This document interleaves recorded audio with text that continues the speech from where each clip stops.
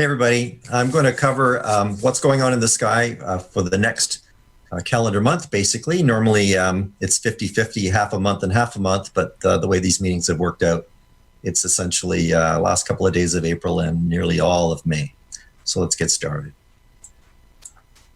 So I'm going to talk a little bit about what's happening in space exploration, and then I'll review a little bit of cool historical information about this month in history. And then I'll get into the observing aspects of what we can look at this month in terms of daylight, nighttime, sun and moon motions, what the planets are up to, maybe something about those comets you might have heard about in the news, checking out some ISS satellite passes, and then some suggestions for spring observing from your driveway, since we're all kind of sticking close to home with our telescopes these days. And once this is all through, I'm going to take the content of this talk and upload it to the RASCTO website for anybody to grab the notes that I've got put together there. So in case anybody wants to nod off during the talk, I'll just give you some the big bullet points ahead of time. And that is that tonight, after the meeting, if it's clear where you are and the moon is up in your sky, head on out and look for the Lunar X. I'll come back and talk more about that. May 2nd is Astronomy Day. It's been delayed this year because of the COVID-19 pandemic. May 6th, we have the peak of the Etta Ackwards meteor shower. And then that fun time when the moon passes the morning planets is going to happen on from about May 11th to 16th. I'll review that with you.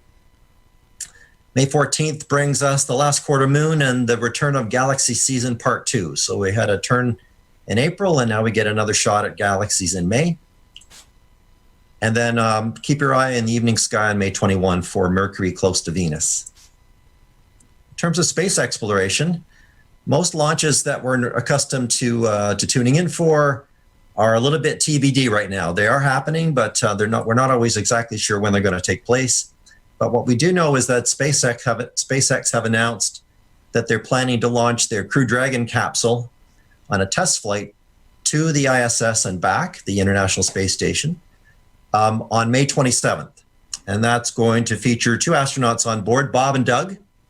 Not the Bob and Doug McKenzie, but Douglas Hurley and Robert Behnken.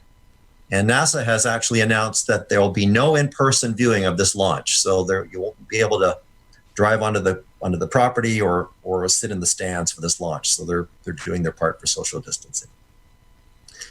Not to be outdone, well, there's a picture of the inside of the capsule, very futuristic looking, as you'd expect from Elon Musk and gang.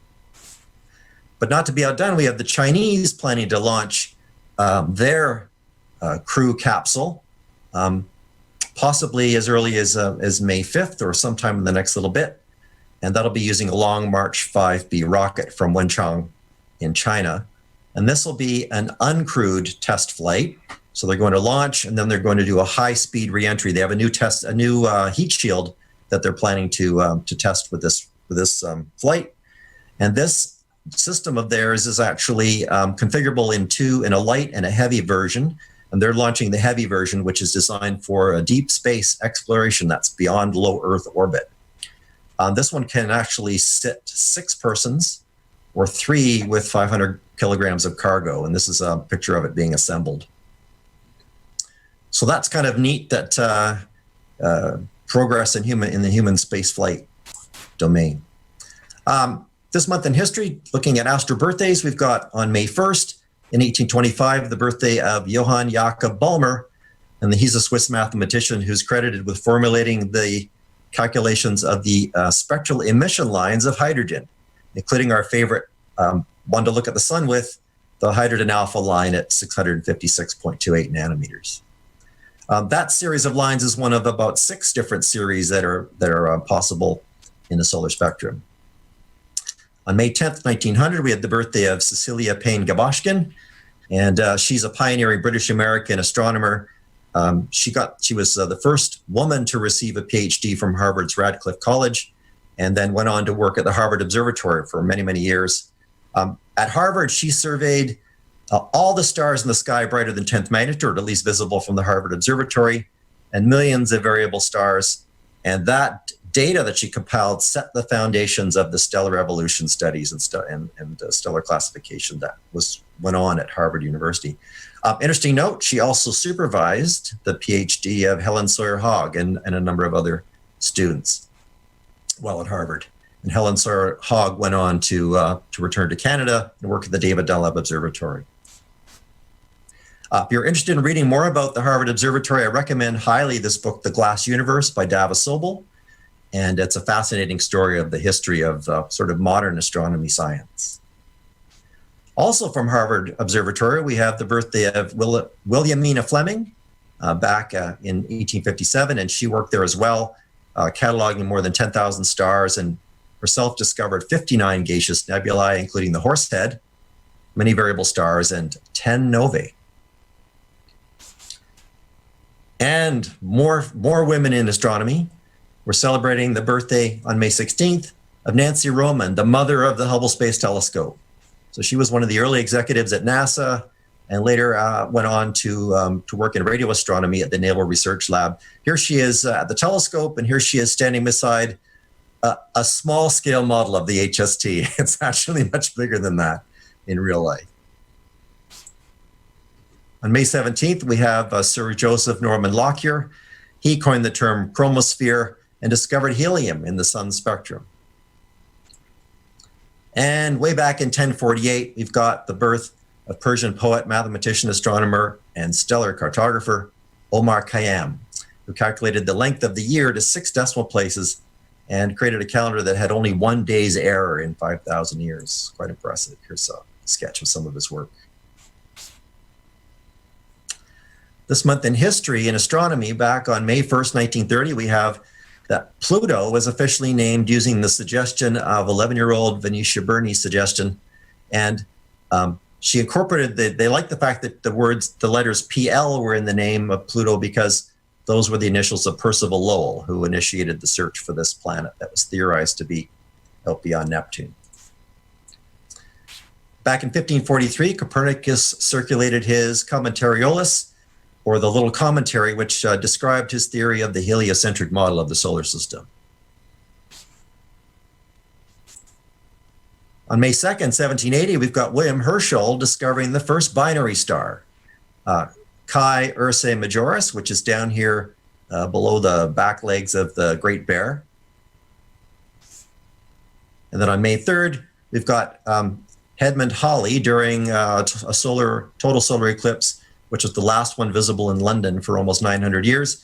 He noted seeing the phenomenon we call Baily's beads, which is the little enhanced points of light around the rim of the moon due to the valleys letting in a little bit more sunlight just before and just after the totality of the solar eclipse. On May 12, 1930, we have the very first planetarium to open in the USA. That's Chicago's Adler Planetarium. It's still there. It still looks the same, although it's got lots more stuff around it. And if you get a chance to go to Chicago, there's a little place you can go, a neat place you can go. And on May 14th, we have the first U.S. space station, Skylab, launched into orbit on the last working Saturn V rocket. And finally, on May 15th, 2005, Pluto's moons Nix and Hydra were discovered by Hal Weaver et al. A lot of us were wishing that those moons had been named Kirk and Spock, but the IAU didn't like that idea, so we had to go with something a little more traditional. In 1969, we have Veneras 5 and 6 to Venus, and those descended on parachutes for 51 minutes into Venus's atmosphere and recorded its composition, finding 93 to 97% CO2, 2 to 5% nitrogen, and less than 4% of oxygen. So not a fun place for human beings. Venera 6 reached a point of 11 kilometers above the surface before the signal was lost from it due to the intense conditions. All right, into observing now. So if anybody's interested in contributing to science, this organization, Globe at Night, forgive the 2015, that should be 2020, is interested in your observations on how dim the stars that you can see at your location during the periods of the month where the moon is not in the sky. So this spring, from May 14th to 23rd, they encourage everyone to head out and focus their attention on Leo and Bootes. And if you go to the website, globeatnight.org, you can find sky charts with the different number of stars for the different sky conditions. And the idea is that you try to match your sky with the closest chart that they provide you. And so you can then submit your information, and those data points will go into making maps of light pollution and tracking light pollution variance over time as well. In terms of dark skies, which is what us astronomers really like to deal with, obviously once the sun sets, the sky doesn't get dark immediately. It takes a while for it to get absolutely dark. And the term astronomical twilight is used to describe the conditions when the sun is dropped 18 degrees below the horizon. So when the sun in the evening is gone further than 18 degrees below, the astronomical twilight will commence, or the astronomical twilight will end, and the darkest sky will begin. And then night will end at the beginning of astronomical twilight the following morning. So here we are on April 29th. We've got astronomical twilight ending at 10:10 p.m. and resuming at 4:18. And for those who are interested in imaging under a dark, dark sky, that gives you about 6 hours of imaging time right now. But as we all know at this time of the year, by the end of May, a month from now, that amount of imaging time will drop to a mere 4.5 hours. So the weather's nice for stargazing in the summer, but it's not, doesn't give us a lot of time for imaging.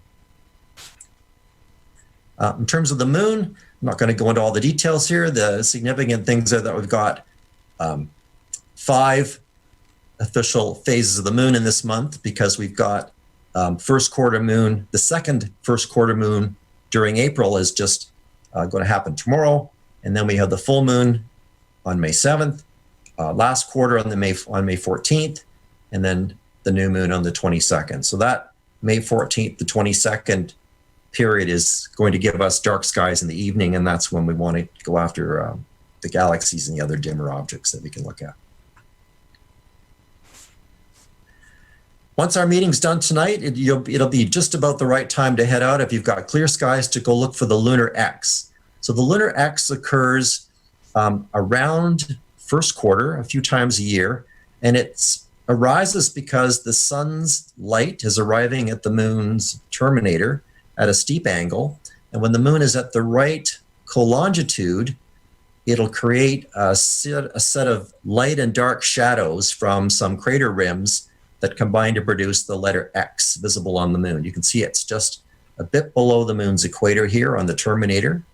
So there's that. It's produced by the craters named Purbach, Lacaille, and Blanchinus.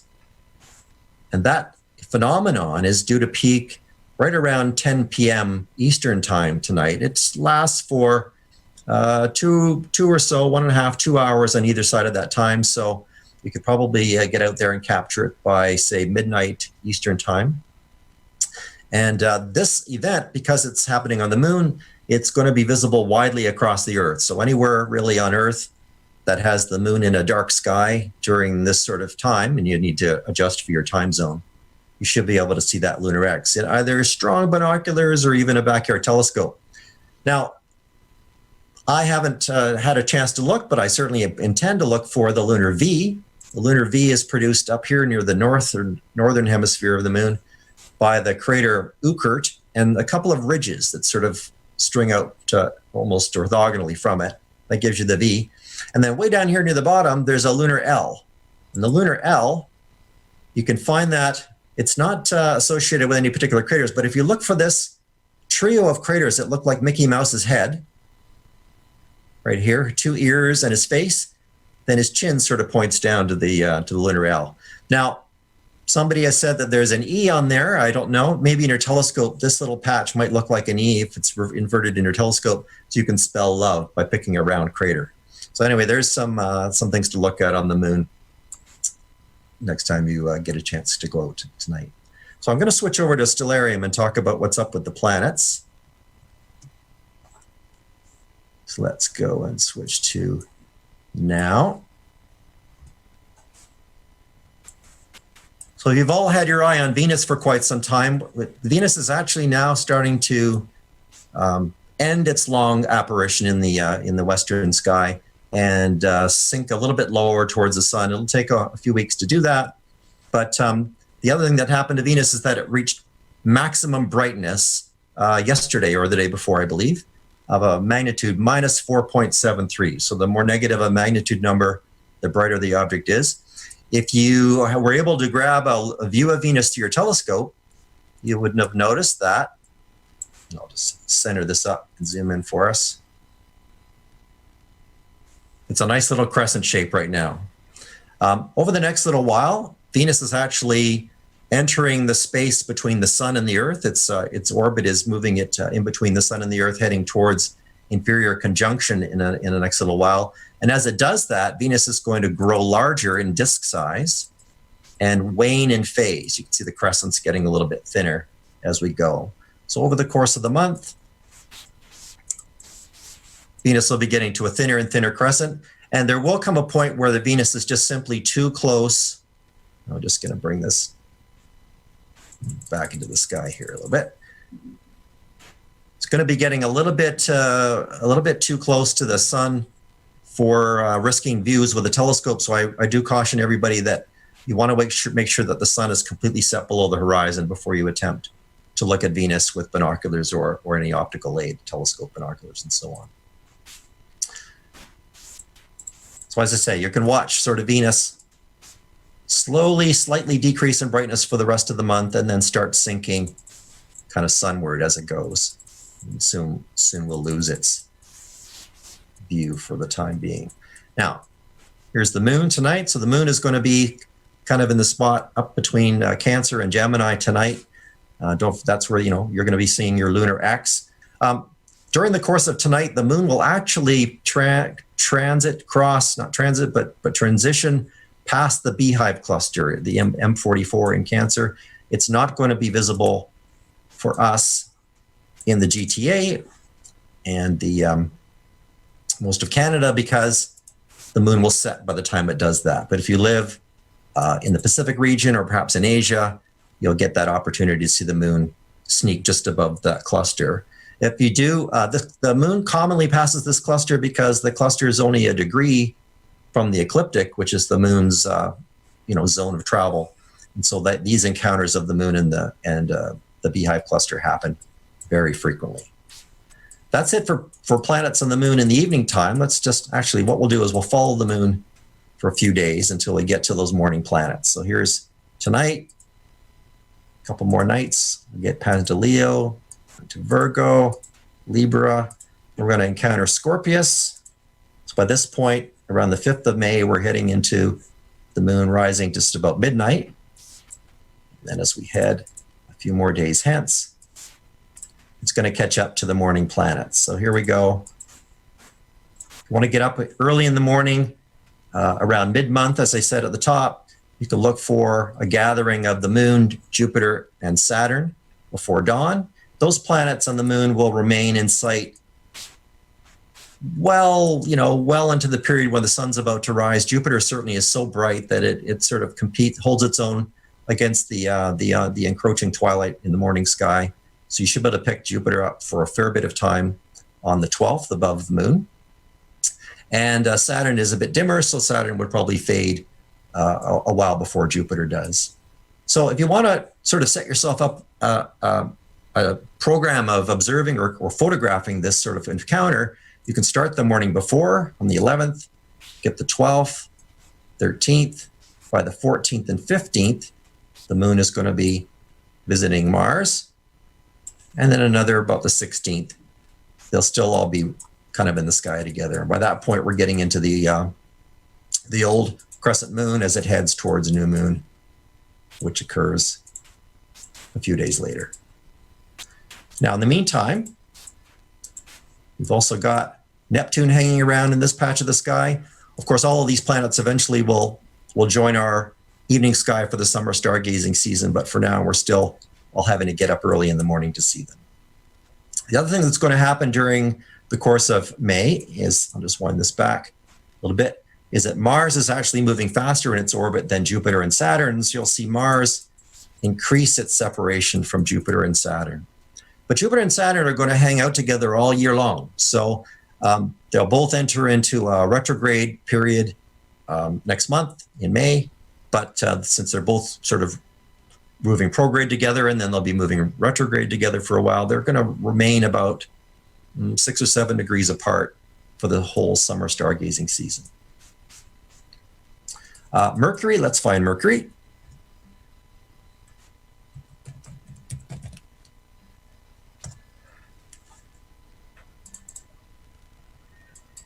So Mercury is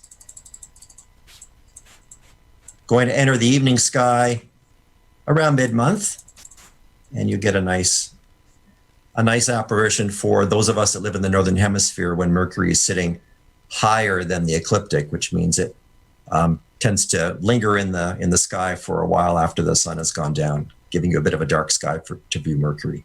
So you'll be able to see Mercury. Trees in my way, but that's fine. Around 9 p.m. or so, towards the latter part of May. All right. I'll come back to Stellarium in a few minutes. I want to demo some of the comets that we're going to be seeing. Let me just come back to here. And I like to keep tabs on all those wee hunks of rock that are orbiting the solar system. There's a close flyby of a fairly large one happening of the Earth next day or so. But it's many times farther away than the moon is, so nothing to worry about in terms of hitting Earth. But we do have robotic systems that monitor the sky and photograph it and find and catalog these various objects. So we have the green dots that are orbiting the sun here are the regular asteroids, minor planets, small bodies. The red ones are the ones that sort of come closer to the Earth. So already this year, we've discovered another 973 near-Earth ones, the red ones. Another 1,100 of the regular green ones. These systems have found 17 new comets in 2020 and already made 12.1 million observations. So these systems are keeping Earth safe. We're keeping tabs on what's out there that might endanger us. So if we find anything that's big and that might endanger Earth, then we carefully monitor its orbit, calculate its orbit, and determine that that we're safe. So we have 3 to 4 comets that are kind of in the news, in the sky these days. The one that was creating quite a buzz was the comet C2019 Y4 Atlas. And this one was predicted for a time to become well into the naked eye range of brightness. But unfortunately, its nucleus broke up a few weeks ago, and now it's just fizzling out, basically fading. It's still visible in telescopes. It's in the early evening sky in southern Camelopardalis, and during the month it's going to descend into Perseus while it heads towards perihelion. But nothing really super duper to look at there. This other comet, C2017 T2 Pan-STARRS, is currently magnitude 8.5, so it's also a telescope worthy object. It's fading though; it's already past its peak brightness. It's highest in the sky after dusk, so the later you wait in the evening, the lower it's going to get, the tougher it's going to be to see it. And it's also up near Camelopardalis, so I'll switch over to Stellarium in a second and show you where they are. And then we have 2019 Y1 Atlas. It's also about 8.5, and it's up in the same area as well. So this one's actually going to head right into the Big Dipper's bowl and pass very close to the star Dubhe on May 20th. So that's something to keep an eye on. And the one that people are buzzing about is Comet Swan. Now, unfortunately for us, Comet Swan, which has now reportedly reached a magnitude of plus 5.5, so that's getting close to naked eye if you're out in the country away from city lights, certainly binocular brightness. But for us in the GTA, it's too low and too close to the sun really to be seen. On the 12th of May, it's going to pass 0.56 astronomical units from Earth. So 1 astronomical unit is the average distance, mean distance between the sun and the Earth. So it's basically little more than half of that distance away from Earth. It's going to reach its perihelion when the comet itself is nearest to the sun in late May, and it's predicted right now to reach a magnitude of plus 3, and that is in the naked eye range. This is a really cool image that was taken by Gerald Raymond just on April 27th. But he's in Africa. He's in Namibia, where he gets a nice view of it high in the sky. And he reported that this tail, I believe, was 1.5 degrees in length in this image. So that's pretty substantial. So let me switch over to Stellarium and take a look at these. So we'll head back to tonight's sky. And let's just search for, let's do Comet Swan first. C2020 F8. Just go to the morning sky.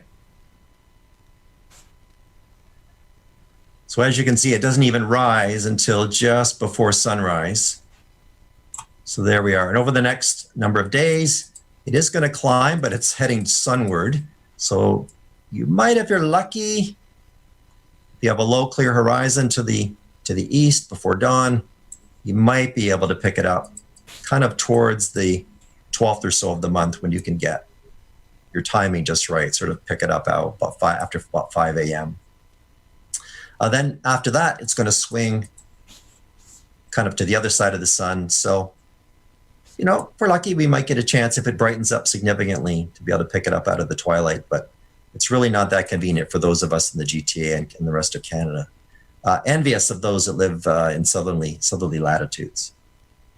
All right, let's go back to tonight, and I'll switch over to C. Let's go back to here, C2017. Let's go to 2019 Y1. I'll just do one of these.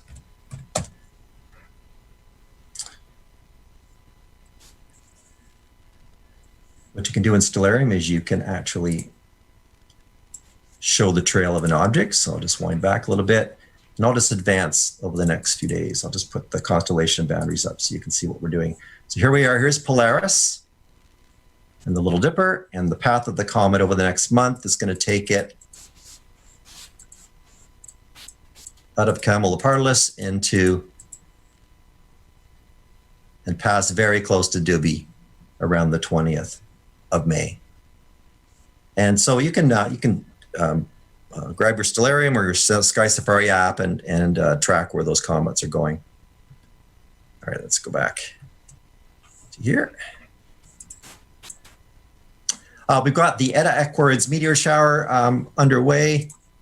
It's just a strong, broad maximum shower composed of Halley's Comet material. This one has persistent trails, a few fireballs. I think somebody posted recently a nice video of a smoke trail produced by a meteor.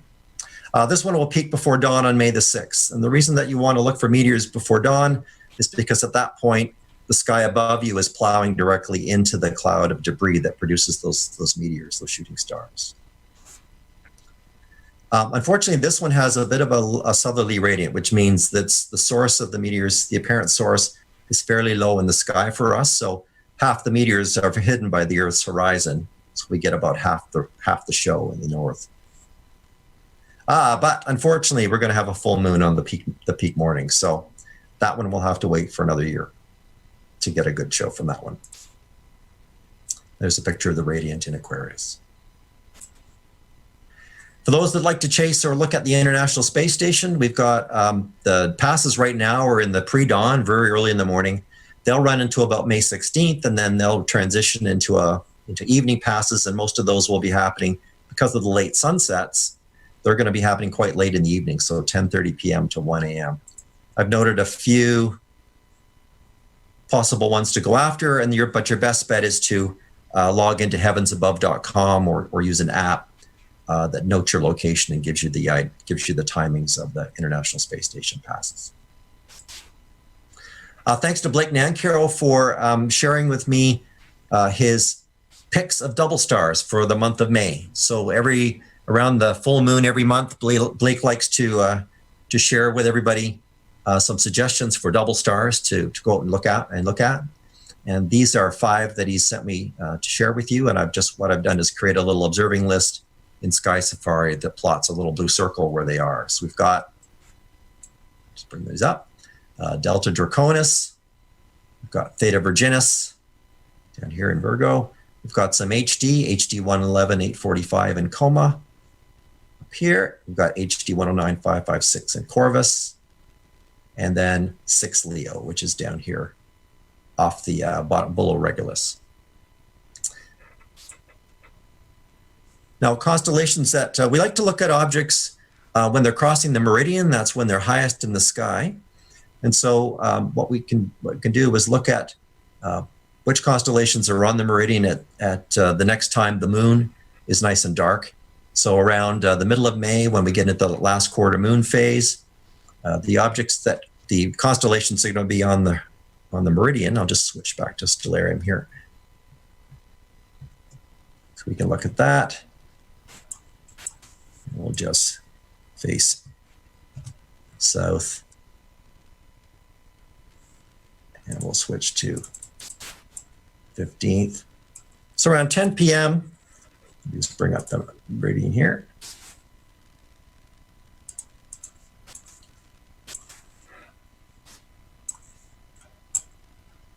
So we've got the zenith about here. So anything in this patch of sky, which is more than about 60 degrees elevation, between 60 and 60 degrees and overhead, you'll be looking through the least amount of Earth's disturbing atmosphere. And so all of your deep sky objects will be best viewed when they're high in the sky. So around 10 p.m., we've got constellations like the eastern end of Hydra, Corvus and Crater, the western half of Virgo. We've got Leo, Coma Berenices, and Canis Venatici, and then Ursa Major. A couple of hours later, they move aside and they bring in some of Libra, Boötes. Of course, we also have Draco and Ursa Minor up here. And then by about 2 a.m., we start getting into Serpens, Caplet, and Hercules, and some of the other objects that we have there.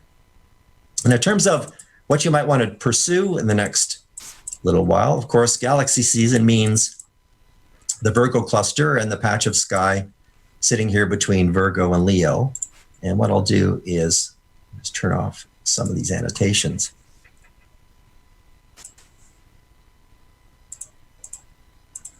So if you're doing a Messier certificate or chasing after some of these galaxies in the Virgo cluster, it can be a little bit intimidating. My recommendation is that you take your telescope, use your widest, longest focal length eyepiece, so it gives you your widest field of view, and just try to aim your telescope exactly halfway between Denebula at the end of Leo's tail and Vindemiatrix.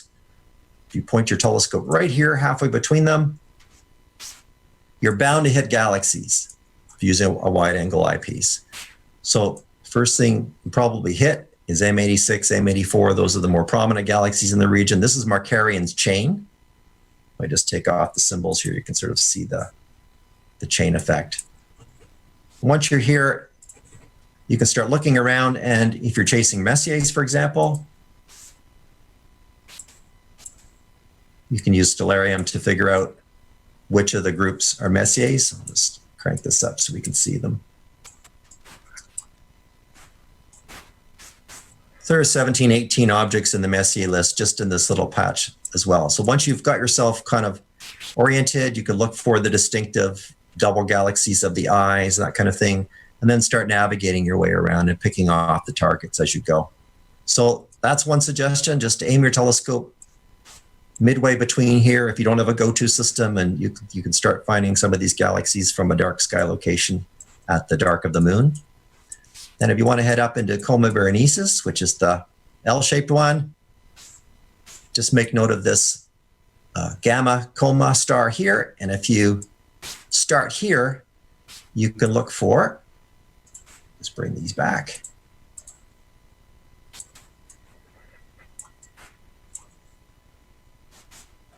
And this is just a distance of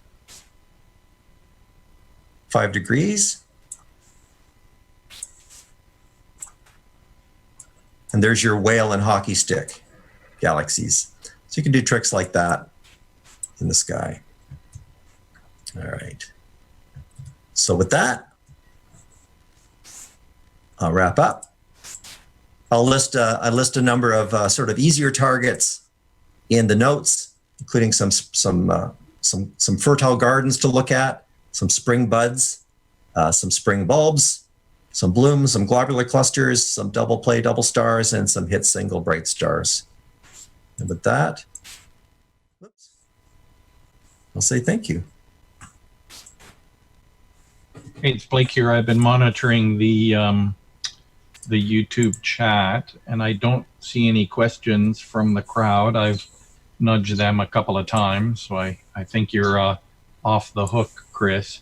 I was going to ask you about updates on SpaceX, but you talked about that, so that'll be exciting if they go with humans at the end of the month. Oh, I do have a question for you. I'm asking for a friend. Is Venus and Jupiter going to make a happy face with the moon? Oh, I'm so glad you asked. No. Let's see what I can find for you here.